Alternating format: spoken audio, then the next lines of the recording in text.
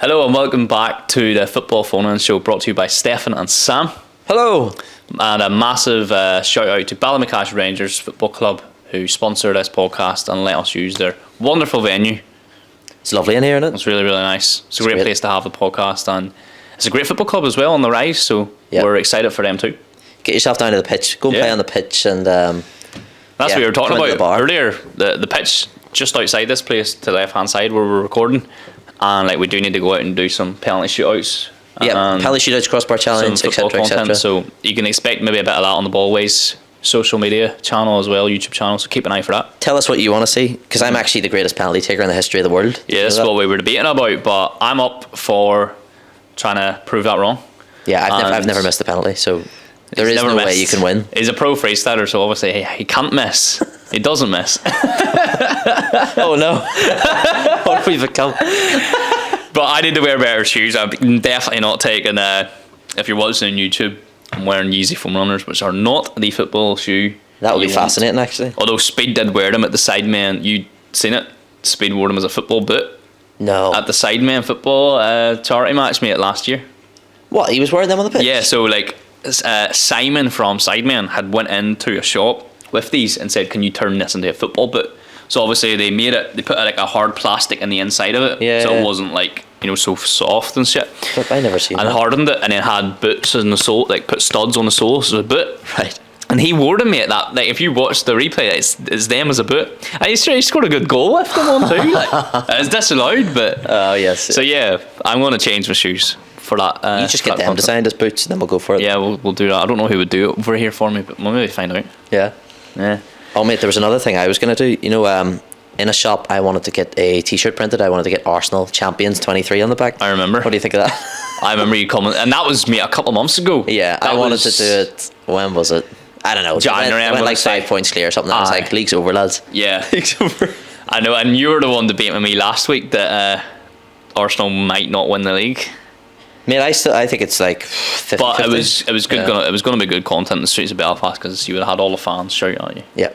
Just get abuse online. I'm all for it. This sort of thing is all about. I'm for the faithful Arsenal chat. Yeah, giving your football opinions and getting abused online is what life's all about now. That's what we're all about. Yeah. All right. So I had some polls that we did them on the Ballways YouTube, and I want to get your thoughts. Basically, here's the first conversation.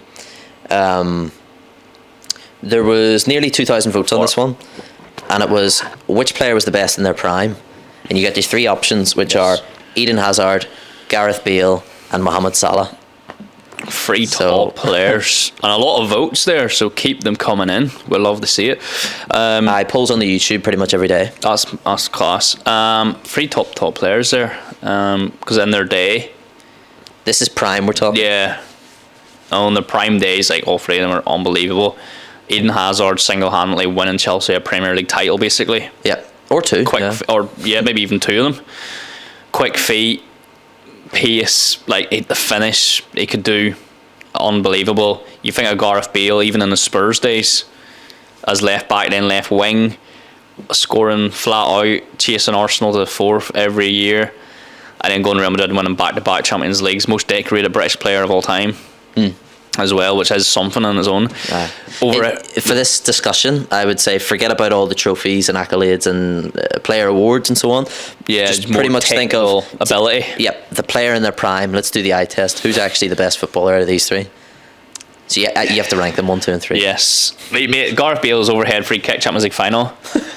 The overhead free kick or overhead. That'll be decent. That would imagine that, a dead free kick and you overhead kick it. Spins around it. Overhead kick, sorry. And you think of the header in the Champions League final as well. That the leap he had as well. The leap to control the header. The amazing run he done in the Spanish Cup against Barcelona, beating the player but cutting outside the pitch, and coming in on himself. Even the finish at the end of all that as well, unbelievable. Truly unstoppable with the pace and all. Unbelievable, mate. He was so good. Salah and Hazard can dribble with the ball, but they can't run. They can't charge Can't run with pace and control of the ball. Oh, I think they can, big time. But Bale's just different in it. It's this absolutely outrageous speed in the Yaya Toure style, or of you can't stop him because it's powerful. It's almost like a stride.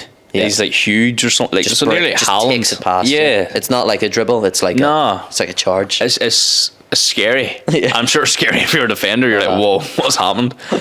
But and then to back up Salah, you even think of just recent times, which is probably doing him a favour on this poll, is the recent memories of like ripping up Man City. Recency bias. Yeah. So I'll let you know what the poll result is. You can let me know what it is, but I'm originally going to go with Gareth Bale with a good reasonable vote for first place. Because I think, in my this is opinion, your choice though. What's your ranking? My choice, I'm definitely going to go with that. Him with a reasonable good vote. Like I think he's clear. I think he's definitely clear, both of them in his prime. And I think Hazard is a second, but a close enough second. Not deadly close, but close enough. He was absolutely amazing. I know he went to Real Madrid and didn't do so well, but in his prime at Chelsea, unbelievable. And then Salah in third place for me. And in terms of the poll, he's probably not anywhere near them two. Well, you're bang on with the That's what poll. I'm for. The poll says Gareth Bale. Yeah, it has Poll to says be. Gareth Bale wins. Gareth Bale is on Even as an Arsenal fan, 53%. Yeah. like I have to admit, Gareth Bale's. Yeah. Gareth Bale 53%, Eden Hazard 32%, Mohamed Salah got only 15% of the votes. Yeah. So I think when you compare these boys in their prime, Mohamed Salah maybe the best goal scorer. Well, statistically the best goal scorer. He's been top scorer in the Premier League. Yes. And he has the record for it. But But then Bale's best days was in Madrid. Yeah. Gareth Bale, see when you're talking about the Tottenham days, that's my most vivid memories of him. Yeah. Is whenever Tottenham and Arsenal are chasing top four in the 2011-12 season, and he is absolutely so. Tottenham are always in trouble. Arsenal would always play, and then Spurs would play maybe on the Sunday or something like that. Yeah. Arsenal, because they're playing Europa League as well. So Arsenal would get their win, and you're like, yes, we're in fourth. Yeah. And then we'll It get a never few points lasted. ahead. Yeah. Always it would be Spurs are struggling, 1-0 down, it's 2 each or something, and in the last minute he'd just score an absolute banger and you couldn't stop time. him. It's unbelievable. Yeah. I can recall a few, West Ham, there was a few more, and even on the last day of the season he did it. If Arsenal didn't win a certain game on the last day of the season, Gareth Bale last Breathe minute down your neck, like. shimmies to the left and just pings one top corner Yeah. from 30 yards. It happened quality. it seemed to happen every week. Yeah. It's like we had it that season with Van Persie, and then it was probably 2012-13 was Bale's last season at Spurs. Yeah. And he would do that, and obviously he won Player of the Year. Yeah. All these players. Rightly so. Have they all won Player of the Year? Did Salah win Player of the Year or not? I don't know if he got player. PFA. Obviously, we're talking about the golden boots he got, but Yeah. I'm not sure player of the year. Maybe he did. Hazard got 2. Hazard got 2, which at the time, man, he was definitely the best player in the league. Yeah. for sure. That's staying on that subject for a bit, talking about Gareth Bale. I know we weren't talking about accolades there, but if we bring it on to that, he's definitely the most decorated British player. But in your opinion, is he the best British player ever?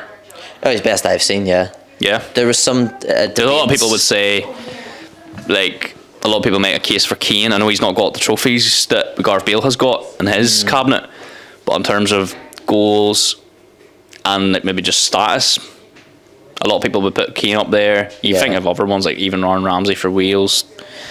Oof, cheeky input there. Cheeky, you know. But best British player ever. When people bring up the Brits, it's Even usually George Best, mate.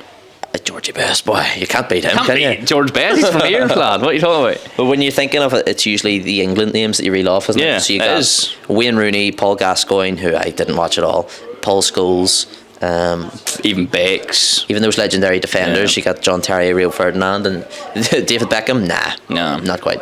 But still technically unbelievable, like, Yeah, do you know what I mean? we've got an interruption. Oh, we're all right, Con. We'll carry on. Good. But yes, I would say, you see, whenever you're just looking at it from watching the footballer and seeing their ability and what they can do, I think the order is clearly Bale, Hazard, Salah. Yeah. Even though Salah might even pip them in the stats. Yeah. But there was clearly times where Gareth Bale, best player in the Premier League, no doubt. Eden Hazard, best player in the Premier League, no doubt. Mohamed Salah, there's been form spells, Yeah, but spurts of like, is he the best player in the league? And then a lot of people will lean towards, nah, De Bruyne was better. Nah, this guy's in form. even whenever Mane was There there was in a the same debate. team, there was always Yeah. a debate, would you rather have Salah or Mane? Like, which one are you going to lose? Because Yeah. at one point, Liverpool were going to lose both. Uh-huh. And it felt like for a long time, Liverpool could only afford to keep one. Yeah. And obviously they did. And that was the chat. And then they went with Salah and broke their whole infrastructure on how they believe wages should be spread out. That's right, yeah. To keep Salah, let Mane go. And you could look at that maybe now and go, flip. And that, was it even correct? Yeah, Mane's away and Mane's away, fell off at Bayern. But at the same time, Liverpool Salah stayed and he's still scoring goals, isn't he? Still scoring goals, but still not really the same player. You would say the team suffered. The team has suffered a bit because Mane's work rate has probably been missed. Yeah. I don't think this whole argument of Mane's left and Liverpool's fell away, I don't buy into it 100%. I don't think one player leaving like crushes your whole team. No, it's mostly injuries with Liverpool, isn't it? Mostly the injuries plus the fact that Mane's work rate was good and he sort of maybe helped out the midfield more than everybody thought he did. And Nunez, Salah and Jota, or whoever the front three is at the time, you probably don't do it. But yeah, Bale definitely number one. Yeah. And we also probably agree that Bale's the best British player ever, even though George Best's probably we're going to say that. Bale's the best British player I've seen. Yeah. I'll say that. Yeah, because we didn't watch George Best. No, not quite. His ability outweighs anything I've seen. But yeah, whenever you do look at the highlights of George Best, I tell you what, just walks past people. Mate, a lot quite of people, messy, like, you know, like ability level. And I watch TalkSport. I'm a massive fan of TalkSport. And Simon Jordan, you watch it yourself? I like him, yeah. And he is, don't necessarily agree, but he's hell-bent on George Best player he's ever witnessed. Oh yeah, like ever. Mate, he's comparing him to Maradona, Messi, Ronaldo, Ronaldo 9 as well. Yeah, Pele, and he says George Best beats all of them clear. Yeah. Natural ability, he might be unbelievable because even the footballer. Them days, George Best was playing. The pitch was horrific. The football wasn't as good, and like even the literal ball, and like the ability he had, man, just to make it look like that thing was just stuck to him. It was easy work, like yeah. You know what I mean? And then obviously going to Man United and doing what he done as well, like. And he's from here. Can you believe that? I know. He's from Northern Ireland, lad. A good Belfast lad. Yeah, I listened to the great John Giles. He was a great Irish midfielder, played for Leeds and all, and he was one of the greatest midfielders of his generation. Yeah. And he's been a pundit on RTE for years, but they do a podcast show, like, as of lately. Yep. And his opinions are always bang on, you know, his opinions on players and stuff, and I really rate what he says. And he was talking about ability levels of, say, previous players that he would have witnessed, because he's like 80 now. Yeah. So Jimmy Greaves, George Best, Lionel Messi, he's up to date with the modern times as well. Yeah. And he says that in terms of natural ability, George Best is up there with anybody, which makes sense. That's what you do here, isn't it? But and I wish we sort of did get to witness him play. And obviously we've only seen off what we know on YouTube and highlights. But yeah, I've heard that mentioned before. His best football was not seen. Yeah, that's not it. recorded. That's what I mean. Can you imagine? Like, and I don't even know much about. Like, I don't know where he started in the Irish league. What team did he play for? Do you know? He actually got turned down. Was it by Glentoran? Because he was too small. Wow. They were like, nah, no thanks. And what team did he go to then? Oh, I don't know really. No, probably played for not one of the best over here anyway. And like, that's obviously not going to be televised back then. Or record it on a camera. No, I'm sure he went to England fairly soon.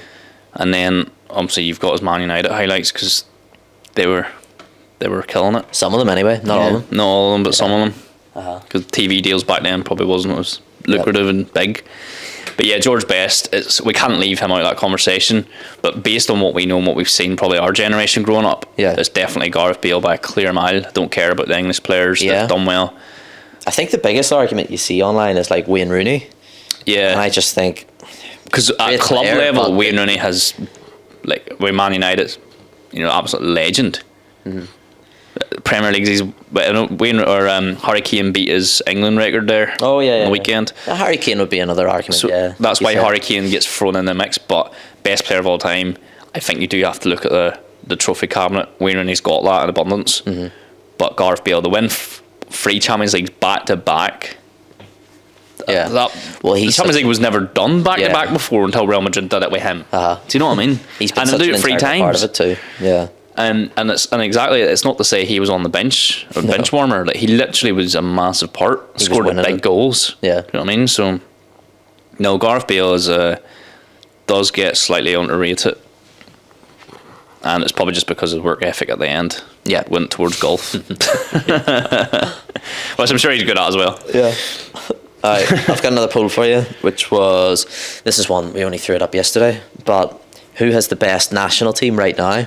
Obviously, international break, kind of on topic. So I could only put 4 options. So we got Argentina, Brazil, England, and France, who I think are the top 4, even though Morocco beat Brazil the other day. Yeah. And Morocco are kind of flying.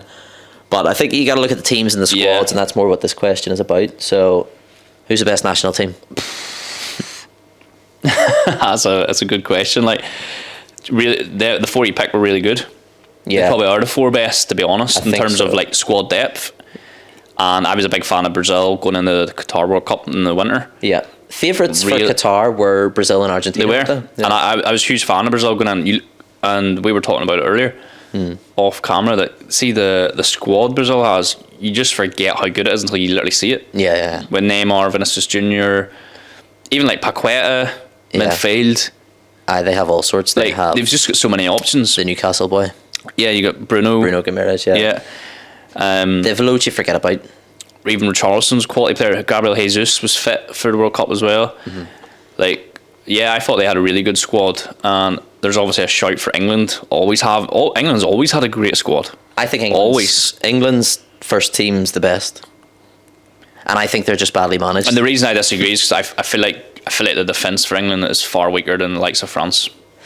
You look at give me England's centre back pairing, which is probably Stones and Maguire. That is where it lets them down. Yeah. I would put White probably, even he's more of a right back. But I probably would play White centre back. They do have options there. It seems like Maguire's a mainstay, but they have Gareth literally doesn't pick Ben White. They have White, Tomori. Doesn't pick Tomori. He doesn't get in the squad. No. And who else? There's a couple more in there. Yeah, I'm forgetting names, but literally that's an example of why I don't think England has the best squad. I think going forward, you look at that front line with Rashford, Saka, you got Bellingham in the midfield. People put Rice in there, but I don't really rate Rice that much. I know he's linked with Arsenal. I know, but no, not even that. Just everybody. No, I don't see it, mate. I don't see it. You think of France's midfield? He's even out in defence. Nah. For me, mate, France are the best starting 11. And best bench and depth. I think France puts out 2 teams. It's hard to disagree with, especially with Benzema back in the France squad. And like Mbappe for me, France is clear winners of that one. I know Argentina won the World Cup. Let's not forget about them. We can't leave them out. They won the World Cup. They are the champions of the world. They can't be bad, but it was a case of outstanding individuals for Argentina, like Martinez and McAllister, like all these players played really well, obviously, but Enzo Fernandez. There's a few stars and then really well organised. But you see if France didn't really turn up in that final. See if Argentina played England, I'd have been thinking England are favourites here. I would have fancied England to win. I don't know. Thank God they didn't. I don't know, because England always capitulate, man. Like with that pressure, in that Italy final in the Euro, we were in the final. Control. England was in the final with Italy. 1-0 up in the first couple of minutes, and they couldn't even keep it. And that Italy teammate was not good. England should have blown them away. 100%. I remember watching it, and that was bad management again. 100%. That was Southgate all over, because that was like you went 1-0 up really early on, and then literally just panicked. Part of the bus was like, yeah, we've took the lead. Yeah, instead of going 2-3-0 up at half time, which they definitely should have done. Definitely could have done. And Chiellini, to be fair, and they let Italy have the ball. Played a blinder that game, because I remember Saka was clean through, and Chiellini knew. The meme, you know the meme. Yeah, he pulls it back. I laughed so much whenever he did that. It was so obvious, and you don't get like an orange card, do you? No, it's just a yellow. So he's like, but it's the most smartest and best defense that you'll see. Yeah, because he knew he was beat. It's the only one time he knew he was beat. He was done, and he was smart enough to know I am beat. Let's just do a tactical foul. Yeah, and then the rest of the game and he played a blinder, him and Bonucci. Yeah, brilliant. That's why I disagree with the England one, because England, I feel like even if they got to the final of the World Cup, they would have still done the same thing. Although, to play devil's advocate, I feel like that's down to the manager. And if you're just looking at the teams, I feel like England have as good a team as anybody. Yeah, well, I agree with that. Which is why they should get rid of the manager and get somebody good in. But I'm happy enough if you just leave Southgate there and just. But then again, not to get away from the poll conversation that we're having, but if you got rid of Gareth Southgate, which you seem to be on the bandwagon with, do you get who's another English manager you bring in, or do you bring in a foreign manager? Anybody that has a bit of tactical nous. They could have, if they could have snapped up Thomas Tuchel there, that would have been great for them. If they want to poach a manager from the English league, if you think Eddie Howe would go and do that job, if you think would you leave Newcastle though? There's all sorts of players. You want somebody with good stature that has respect from the players. I don't really know. Mourinho would take it, and I think he would. Do you think he would? Eventually, yeah. I think he would take Portugal job eventually. Yeah, I think he would do England. I think he knows that because he loves love England. He loves the media and he loves the whole. He loves London. I think if Jose Mourinho goes into the next tournament, the Euros here, as England manager, I'd be throwing money on England. Would you? 100%. Wow, 100%. I don't know. If they poached Jose Mourinho and put him in charge instead of that Egypt Southgate. Not that he's a bad lad. Southgate's likable, says the right things and all, and but very as a manager, no. I agree with you. So I do agree with the fact the players are there. Like they have the ability to play. I can't argue with France. The way you said it. For me, it's still France. Yeah. I feel like that team, man, is just mental, and their song is amazing. Oh yeah, the France song. That would just make national anthem. It should just be the national anthem. That song, I listen to it every day, and it is a quality song. And if Mbappe comes a Windsor, I will be singing it, even though I'm in Northern Ireland stand. Well, our results are in. France got 40% of the votes, which was the highest. Argentina closely followed with 32%. Then it was England 22%, and Brazil with a measly 6%. I agree with the poll. I think. Yeah. Maybe Argentina a better team than England. Yeah, that makes sense. Seeing as they just won. Seeing as champions, yeah, you have to. But then I would have put Brazil and England a lot closer than that. I can't believe they only got 6%. Well, there might be a lot of English people voting as well. True. We don't have any Brazilians voting, so that's why they get low. But I would have put Brazil and England a lot closer, and potentially just Brazil slightly above. Just because I think the players we seem to pretty good. Closely agree. Yeah. One more here, which is who's been the best Arsenal player this season? There's all 11 of them. If you were to say the same starting 11, Arsenal Player of the Year, the awards have come.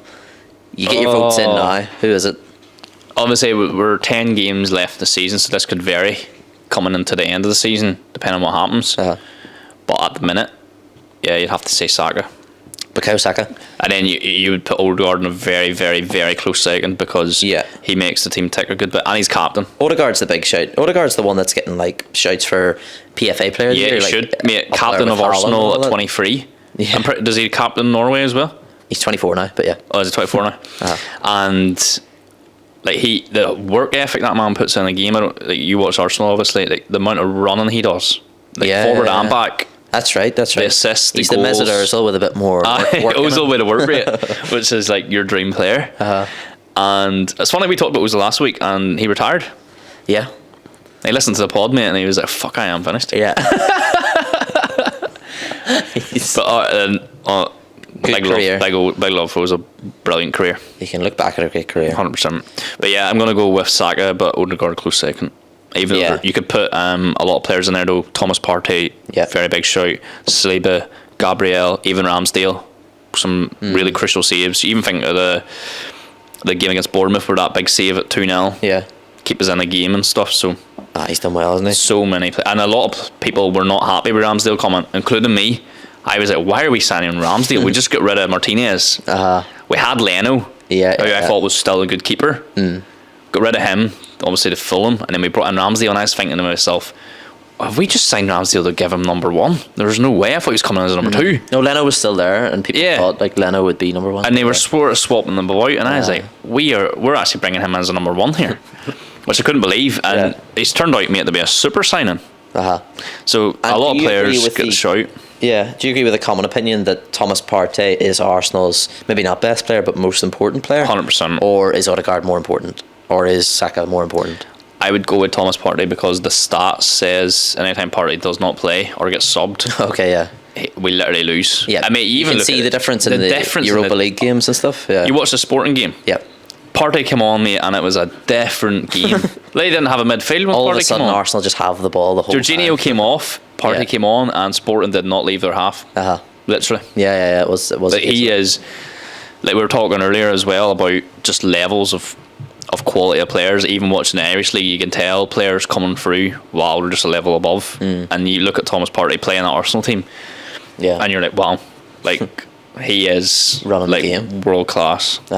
So I would say to Partey most important, but to your point, Saka has been the best player because he's the one banging the goals and he's the one with the most influence in the game in terms of attacking and scoring, which is what you need to do to win the league. The spark. Did he win? He did. Saka 55%, Odegaard 38%, so not too far off. Yeah. Saliba 3%. My other option was someone else. Pull a few comments in. People mentioned that Gabriel's been better than Saliba, which recently, yeah, interesting point. Recently, I would agree. Yeah. And Saliba didn't play last game. He pulled his back or something. Oh yeah, that's right. And Gabriel played. Rob Holding came in and did a solid job. I know. He's a great passer. He played blinder. It's that new haircut, mate. It's like the hairband and the long hair. Start to look like Pirlo when you start passing it like him. Because at one point he was losing his hair. It was the greatest comeback of all time. Yeah. He was nearly bald. Now he's got a full on like greater comeback than Arsenal 4, Newcastle 4. So shout out to Rob Holding. Mate, maybe we'll just call it a wrap there. Yeah, perfect, mate. Absolutely. Thank you again, Ballymacash Rangers.